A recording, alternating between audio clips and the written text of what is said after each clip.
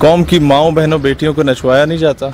मैं तो तारिक जमील साहब से नाराज हूँ इस बात पे। आपने माफी मांगी क्यों है? खलीलुर रहमान कमर को बोलते कि माफी मांगो हमसे, वो इन्हें बताता कि फिर किससे माफी मांगनी है, कैसे मांगनी है। तारिक जमील पूरी दुनिया फिरा हुआ है और ये तो लल्लू पंजू बैठे होते हैं ना मीडिया पे। वैसे उसने जिस तरीके से माफी मांगी उसने थप्पड़ ही मारा है इन लोगों को और एक बड़ा जबरदस्त छक्का मारा है। जी अस्सलाम वालेकुम नाज़रीन, मैं हूं आपका मेज़बान हुसनैन। आप देख रहे हैं नया पाकिस्तान। आज मैं मौजूद हूं एक इस्लाम पसंद नौजवान और सोशल मीडिया पे काफ़ी वायरल होने वाले नौजवान शहीर सियालवी के साथ। इनसे बात करेंगे जो आजकल सोशल मीडिया पे एक ट्रेंडिंग पे जा रहा है मौलाना तारिक जमील का जो मामला है कि जो सहाफ़ी बरादरान है उन्होंने मौलाना तारिक जमील साहब से माफ़ी का मुतालबा किया और मौलाना तारिक जमील ने लाइव शो में माफ़ी मांगी।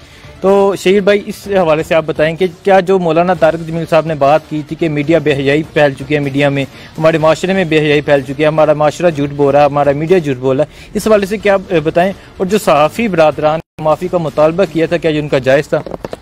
देखें, सुबह मॉर्निंग शो पे जो हमारी माएँ बहनें बेटियाँ बैठ के देख रही होती हैं, कौम की माओ बहनों बेटियों को नचवाया नहीं जाता। ड्रामे में खुला लेने का तरीका बताया गया, मेरे ख्याल आधी कौम को नहीं पता था।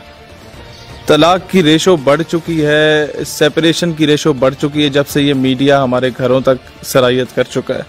इनके ड्रामाज में हमने हजूर अकरम अलैहिस्सलाम के अदब वाला एलिमेंट कम देखा है, बल्कि इस्लाम का एलिमेंट तो देखा ही नहीं है ना। हाँ, मॉडर्नाइजेशन को ज्यादा देखा है, डायरेक्टली और इनडायरेक्टली इस्लाम पे सवाल करना ज्यादा देखा है। इनडायरेक्टली हमारे तहतुल शऊर में वो बुत परस्ती भी लाई जा रही है। ड्राइंग रूम में ये बैठे होते हैं, पीछे वो बुद्धा साहब बैठे हुए होते हैं, पीछे किसी और का स्टैचू पड़ा हुआ होता है। और फिर मैं समझता हूँ ये जो DGISPR बार बार रोता था आसिफ गफूर के जी 5th जनरेशन वॉर, वो ये है कि किस तरीके से आपके मीडिया पे कंट्रोल ही नहीं है भाई आपका, कि आप अपने बच्चों को छोटा भीम कार्टून दिखा रहे हैं।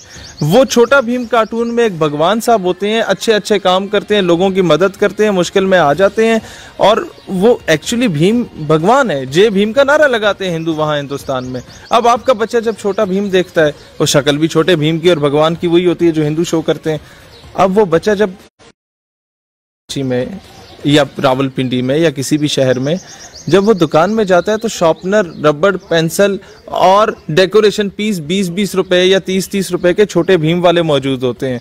तो होता क्या है कि वहां पर जो वालिद साहब हैं उसके सामने बच्चा लेट जाता है और नारे लगाता है, धाड़े मारता है कि जी मैं तो ये लेके जाऊंगा। जब वो ले जाता है और घर में लाके डेकोरेशन पीस को टीवी के ऊपर रख देता है, आपके हिंदुस्तान ने आपके घर में 30 रुपए में अपना भगवान पहुंचा दिया है। वॉर हमें पता नहीं चल रहा, जो झूठ बोला जाता है मीडिया पे। आप जनाब जो 3-4 औरतें निकल जाती हैं या 5-7 औरतें निकल जाती हैं नीम बरहाना हालत में मेरा जिस्म मेरी मर्जी का नारा लगाते हुए, जो वहां पर 3rd क्लास किस्म के मेरा जिस्म मेरी मर्जी से पैदा होने वाली जो नाजायज औलाद होती है, वो बैठ के इस्लाम को एक मुतशद्दिद किस्म का सही भाई, मैं बात उन्होंने भी मुतालबा किया कि मौलाना साहब हमसे भी माफी मांगी। अगर आपके इल्म में हो, उन जो मेरा जिस्म मेरी मर्जी वाली औरतें बाहर निकली थी, उन्होंने भी मुतालबा किया मौलाना तारिक जमील साहब हमसे भी माफी। किस चीज की माफी मांगे? आप कहती हैं कि मेरा जिस्म मेरी मर्जी, कोई भी आके चढ़ दौड़े उस पे, जो मर्जी उस पे करे। अबॉर्शन राइट्स आपने दिए हुए, आपने हर कुछ किया हुआ है। भाईजान, ये इस्लामी जमहूरिया पाकिस्तान है और मोहतरमा ये इन मोहतरमाओं को पता होना चाहिए कि ये अगर पाकिस्तान ना बनता ना, जहाँ तो मेरा जिस्म मेरी मर्जी के नारे लगा रही हो, तो आज तुम लोग या तुम्हारे जो बड़े जिस कुर्सियों पे, आला कुर्सियों पे बैठे हुए ना, वो हमें भी पता है कौन कौन किस किस महकमे में बैठे जो है, वो उन कुर्सियों पे ना बैठा होता, किसी हिंदू बनिए की गाड़ी के टायर साफ कर रहा होता। रेट लखनऊ, दिल्ली और मुंबई के बाजारों में लग रहे होते जिन्हें बाइज्जत शहरी पाकिस्तान ने बनाया है। इनकी क्या हैसियत थी? दलित और शूदर से गया गुजरा सलूक इनके साथ हिंदू करता। तो जो सहाफ़ी बरादरान ने मौलाना साहब से माफ़ी का मुतालबा किया है, तो क्या उसके बारे में क्या कहते हैं कि लाइव प्रोग्राम में, लाइव शो में बैठ के वो कह रहे हैं कि हमसे माफ़ी मांगी जाए, कौम से माफ़ी मांगी जाए? देखें, सच बड़ा कड़वा होता है और वो मीडिया जो प्रमोट करता है शर्मीन आबिद चिनॉय को, वो मीडिया जो प्रमोट करता है मलाला को, इन लोगों ने अपनी माँ बना के बिठाया हुआ है। सारी दुनिया को पता है कि ड्रामा है। तोहमत लगा के माँ पे जो दुश्मन से दाद ले, ऐसे सुखन फरोश को मर जाना चाहिए। अपनी धरती माँ पाकिस्तान पे तोहमत लगा के बैनुल अक़वामी सतह पे वो नोबल और ऑस्कर प्राइजेस ले रहे हैं कि हर दूसरी औरत है उस पर तेजाब फेंका को स्कूल जाने से रोका जा रहा है, ऐसे लोगों को मीडिया ने चढ़ाया, झूठ बोला, फरेब किया। भाई किस चीज की माफी मांगे? मैं तो तारिक जमील साहब से नाराज हूँ इस बात पे। आपने माफी मांगी क्यों है? मीडिया को कहता हूँ खादिम रिजवी को बोलो ना माफी मांगे, लग पता जाएगा माफी मांगी कैसे जाती है।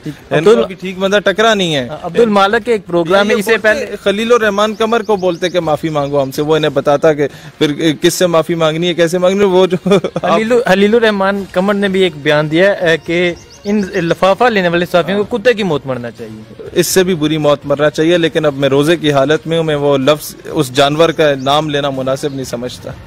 तो आपने देखा मालिक साहब के प्रोग्राम में इन्होंने रिजवी साहब के साथ जो, बल्कि रिजवी साहब ने जो इनकी तबीयत सुथरी की थी, मैं समझता हूँ तारिक जमील साहब बड़े सादा से आदमी, इनको ज़रा टेक्निकल प्ले करना चाहिए था, इन्हें शट अप कॉल देनी चाहिए थी।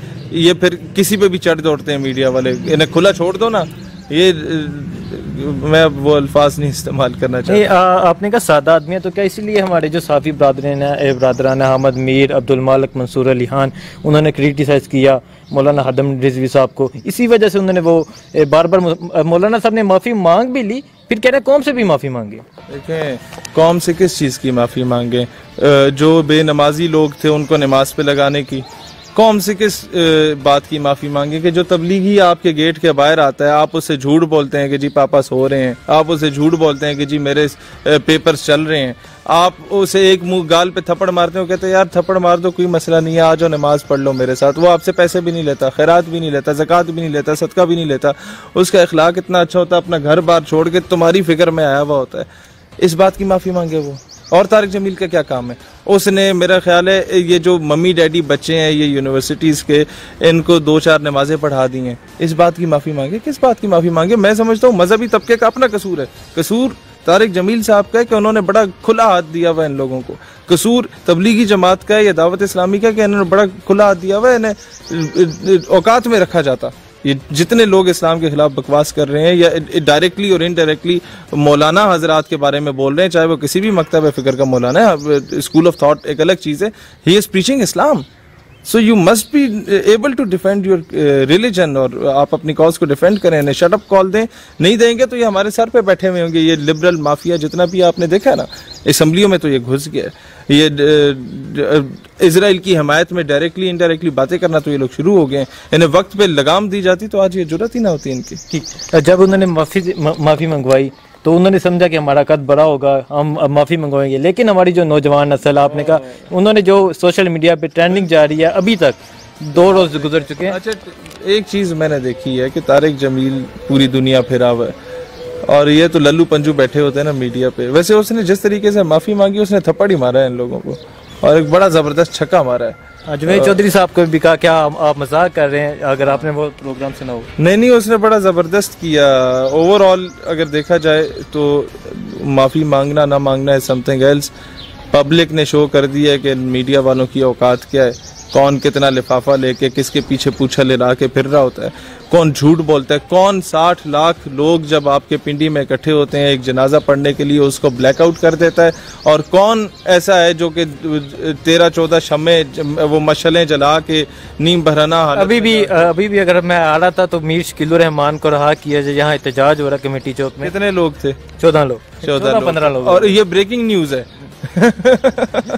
आगे आप अंदाजा लगा लें, 60 लाख बंदों का जनाजा वो नहीं नजर आएगा। 12-14 निकल जाए सलमान तासीर की वो मोमबत्तियां लेके, तो वो जनाब पूरे पाकिस्तान में चल रहा होगा। ड्रामा है, झूठ है, फरेब है। वो औरतें निकली जनाब, हमें हमारा हक दो, क्या नाम था वो, सरफरोशी की तमन्ना, जब पड़े ना लितर और पुलिस ने की FIR, तो फिर कहते हैं जी हमारे साथ जाती होली है। तो भाई फिर सरफरोशी की तमन्ना किधर है? देखना है जोर कितना बाजू है कातिल में, किधर है भाई वो शेर? कहाँ भगत सिंह, कहाँ उसके साथ तुम लोग जाके मिल रहे हो? कहाँ ची गुवेरा, कहाँ जाके मिल रहे हो? वो ची गुवेरा और भगत सिंह को भी बेचारों को तरस आता होगा कि यार हम इतने गए गुजरे थे कि ये लोग हमारे पीछे चले गए। वो एक उनका मकाम हुआ करता था माशरे में, फ्रीडम फाइटर्स थे वो लोग। लेकिन मसला ये है कि हर चूड़ा चमाड़ उनके पीछे जाके समझता कि आज हम भगत सिंह बन गए। वो उन दोनों शख्सियात को अगर देखा जाए तो वो कभी भी इस्लाम के बारे में गलत नज़रियात नहीं रखते थे, अदब की निगाह से ही देखा करते थे। ठीक, आप साफ़ी ब्रादरान को क्या पैगाम देना चाहते हैं जो उन्होंने ये एक स्टेप उठाया कि उन्होंने आलम हमारा माशरा इस तरफ चला गया कि हम आलम दीन से माफ़ी का मुतालबा कर रहे हैं?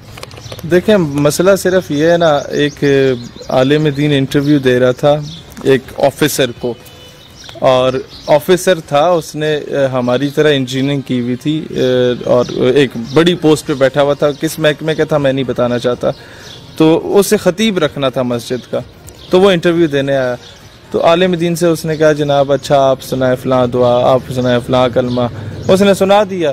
कहता है अच्छा मौलवी साहब क़यामत दी निशानी दसो। सिगरेट लगा के ना उसने, जो ऑफिसर था, और टांग पे टांग रख के, और उसने कहा क़यामत की निशानी दसो। उसने कहा क़यामत की निशानी ये है कि एक अनपढ़ जाहिल गवार एक आलिम दीन से इंटरव्यू ले रहा होगा। ये हाल है हमारे जो इंटरव्यू ले रहा होगा कि मैं तुम्हें इस काबिल समझता हूँ अपनी मस्जिद के लिए या नहीं समझता। ये अंदाज़ा लगाएं। ये हमारे मुल्क का हाल हो चुका है कि एक दौर होता था, 2 घरों में लड़ाई होती थी, मौलाना साहब आया करते थे मोहल्ले के राजीनामा कराने, उनका फैसला अटल फैसला होता था। एक दौर होता था जब उलमा से फतवे लेके 1857 की जंग आज़ादी करा दी जाती थी। एक दौर होता था जब 1920 में सल्तनत उस्मानिया के जवाल के वक़्त उनकी फेवर में पूरी तहरीक खिलाफत बरसगीर से उठ खड़ी होती थी। अब क्या हो रहा है? ठीक, अभी रमज़ान ट्रांसमिशन जारी है, तो जो औरतें, आपको भी मालूम होगा, जो औरतें पूरा साल मुख्तलिफ सॉन्ग पे वो डांस करती हैं, आज वो रमज़ान ट्रांसमिशन कर रही हैं। अभी रमज़ान ट्रांसमिशन में जो रहा वो भी आपको मालूम होगा। तो ये सहाफ़ी बरादरान जो इसके अलावा आवाज़ क्यों नहीं उठाते? देखें, बात यह है कि इस तरह के औरतें जब तक नीम बरहना हालत में अपनी रानें नंगी करके और अपने जो है वो जिस्म की नुमाइश जब तक नहीं करेंगी, इनको वो बाहर की कंपनीज के एड्स नहीं मिलेंगे, और जब तक वो एड्स नहीं मिलेंगे इनका कारोबार नहीं चलेगा। फिर कहते हैं मौलाना साहब झूठ बोलते हैं कि जी माफ़ी मांगे कि जी मीडिया जो है वो झूठ चलाता है और गलत चलाता है। मीडिया के मालिक ने ये कहा, किस मालिक ने कहा, किस चैनल के मालिक ने कहा। बात यह है, हमारी जितनी अदाकाराएँ हैं वो अदाकारी करें, हॉलीवुड का मुकाबला करें, बॉलीवुड का मुकाबला करें, वो उनका काम है, जो काम है। नाचना चाहती हैं नाचें, ड्रामेबाजी करना चाहती हैं ड्रामेबाजी करें, वो फिल्म इंडस्ट्री में काम करना चाहती हैं करें। हमें किसी से कोई एतराज़ नहीं, हम खुद सारे बड़े मॉड स्कॉट किस्म के लोग हैं। लेकिन आप आके दीन सिखाना शुरू कर दें जनाब। कल तक की हरीम शाह आज आके जनाब आपको समझा रही है कि जनाब दीन क्या होता है। तो जनाब पहले अपने अब्बा जी से दीन सीखा है, जो बेचारा रो रो के माफ़ी मांग रहा होता है हरीम शाह की जगह कि जनाब मुझसे इससे गलती हो गई है तो आप मुझे माफ़ कर दें। मतलब मुझे तो तरस आ गया था उसके वालिद पे। उसके बाद से तो मैंने बात ही करना मुनासिब नहीं समझा कि यार मैं अगर हरीम शाह को कुछ कहूँगा, समझाने की भी कोशिश करूँगा, तो इसके वालिद पे मुझे तरस आएगा। ठीक, हमारे नौजवानों को क्या पैगाम देना चाहेंगे? यार नौजवानों को हसनैन भाई मेरा सिर्फ ये पैगाम है कि बंदे के पुत्र बनो। ये जो तुम लोग बाइकों को सिलेंसर निकाल के जो हर लोगों की माँ बहन के पीछे घुमा के फिर रहे होते हो ना, कल को तुम्हारी माँ बहन ने भी इसी गली से गुजरना है। और ये जो हमारे नौजवान हैं, जो बड़े बड़े अफसरों के बच्चे हैं, जो अपनी बड़ी बड़े डालों में और गाड़ियों में जाके गर्ल्स कॉलेज के सामने वो शीशा नीचे करके अपने नंबर्स फेंक आते हैं ना, उनसे सिर्फ ये कहूँगा कि जनाब कल तुम्हारी बहन ने भी इसी यूनिवर्सिटी इसी कॉलेज में पढ़ना है। तो सिर्फ तुम अमीर नहीं हो इस पाकिस्तान में, और भी हर गली में 2-4 अमीर फिर रहे होते हैं। वो अगर इस तरह कर लें तो तुम पे क्या गुजरेगी। हमारे आइम्मा कराम ने कहा था कि ज़िना एक कर्ज होता है, चाहे वो किसी भी किस्म का ज़िना हो, वो माँ बहन बीवी बेटी पे उतरता है। और अगर आप इस तरह की कोई हराम तोपी करेंगे तो आप याद रखें कि आपकी माँ बहन बीवी बेटी पे वो उतरेगा। लिहाजा मैं नौजवानों से यही कहूँगा, बाकी मैं कोई फलसफाना बात नहीं करूँगा शेक्सपियर की तरह, सिर्फ ये कहूँगा कि लोगों के घरों में झांकने से बेहतर है कि अपने घर को देख लो कि वो चीज़ मुड़ के वो पत्थर आपकी तरफ गिर सकता है।